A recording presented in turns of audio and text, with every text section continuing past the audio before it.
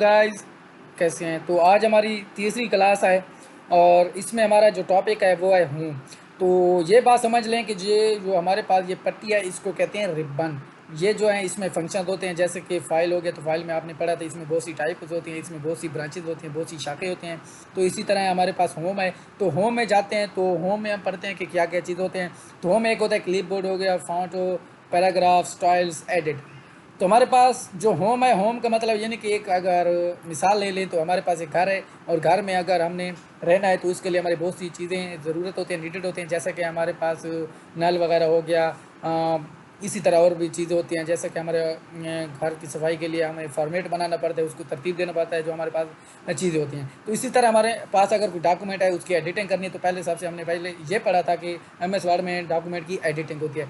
तो इसी तरह हम होम में आएंगे और पहला जो है क्लिप बोर्ड। तो क्लिप बोर्ड का मतलब होता है कि अगर हमारे पास कोई भी डॉक्यूमेंट है उसमें हमने ये क्लिप बोर्ड को यूज़ करना है। उसका क्या मतलब है कि हम जैसे कि अगर हमने कोई डॉक्यूमेंट में कोई वर्ड, कोई लाइन, कोई पैराग्राफ, पूरा डॉक्यूमेंट को कॉपी किया है तो वो जो कॉपी किया हुआ था हम चाहे 1 घंटे के बाद, 1 मिनट के बाद, 1 सेकंड के बाद पेस्ट करते हैं या 1 घंटे के बाद पेस्ट करते हैं, जो 1 घंटा सेव रहा है हमारा टैक्स, तो वह किस में रहा है? तो वह क्लिपबोर्ड में रहा है। जैसे कि हम मोबाइल में यूज़ करते हैं कि अगर हमने कॉपी किया और फेसबुक पे पोस्ट लगानी, उसके ऊपर टाइटल देना है तो क्या करते हैं, हम व्हाट्सएप में जाते हैं, ग्रुप में जाते हैं, उसमें से कोई त्रुटि वगैरह को क्या करते हैं, कॉपी करते हैं और कॉपी करके उसको एग्जिट करते हैं। एग्जिट करके फिर हम फेसबुक के ऊपर जाते हैं, फिर उसके बाद हम क्या करते हैं कि जो टाइटल होता है उसके ऊपर पेस्ट करते हैं। तो ये देखें कितना टाइम लगा, जो टाइम बीच में लगा तो जो हमारा कॉपी किया हुआ था तो किस में रहा? क्लिपबोर्ड में रहा। तो क्या करते हैं हम इसके बाद क्लिपबोर्ड में पढ़ते हैं, ये देखिए अगर हम इसको करते हैं सिलेक्ट। मेरी बात पहले सुन लें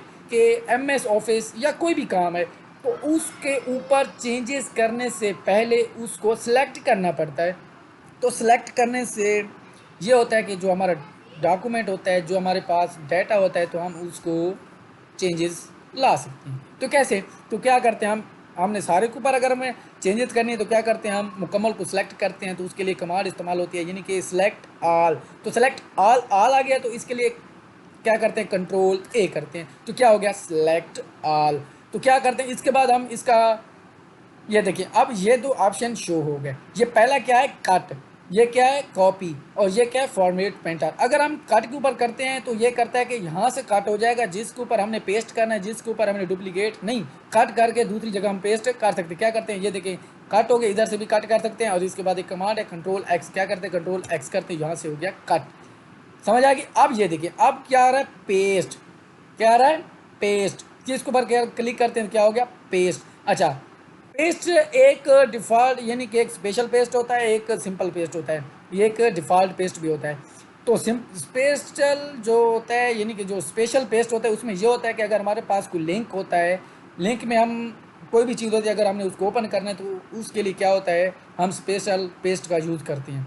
तो अगर ये हमारे पास ऑफिस अपडेटेड वर्जन है तो इसमें कोई ज़रूरत नहीं है। अदरवाइज़ अगर हमारे पास 7 वाला ऑफिस है तो हम उसको स्पेशल पेस्ट वगैरह उसका यूज़ कर सकते हैं। इसके बाद अगर हमने इसको कॉपी करना है तो क्या करते हैं, Ctrl+A करके, यानी कि पहले सेलेक्ट करना है जिसके ऊपर हमने चेंजेस लाने हैं, जिसको हमने कॉपी करना है, और इसके बाद क्या करेंगे, Ctrl+C कर देंगे। अब ये देखें कॉपी होगा, फिर इसके ऊपर करेंगे पेस्ट। ये देखें पेस्ट हो गया। इसके बाद फॉर्मेट पेंटर है।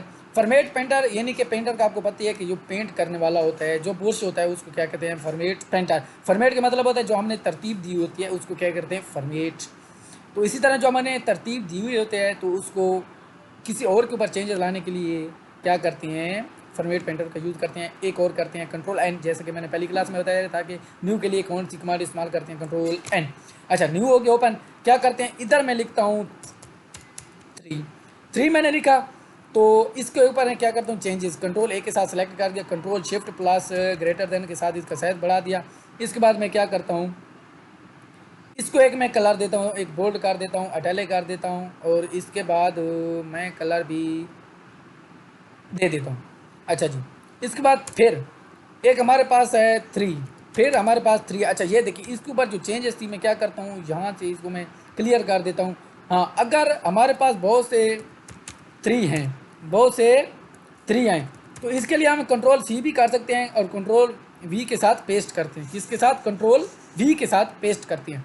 अच्छा, हम चाहते हैं कि जैसा कि पहला 3 था और इसी के ऊपर अगर हमने इसके ऊपर इसी का सेम बनाना होता तो हम क्या करते, इधर से आते साइज इसका बढ़ा देते, पता नहीं साथ मैच करता या नहीं करता, तो ये बहुत ज़्यादा लंबा खाता था। तो क्या करते हैं हम, सिंपली इसको क्या करते हैं, सेलेक्ट करके इधर आएंगे, फॉर्मेट पेंटर के ऊपर क्लिक करेंगे और नीचे आएंगे और इसके ऊपर क्या कर देंगे, पेस्ट कर देंगे। तो ये देखें, अगर हमने नीचे वाले को भी करना है तो क्या करते हैं, इसी तरह ये देखें, अब ये देखें, फिर इसी तरह हमने इसको सेलेक्ट करा, इसके बाद इधर आए और ये देखें अब हो गया।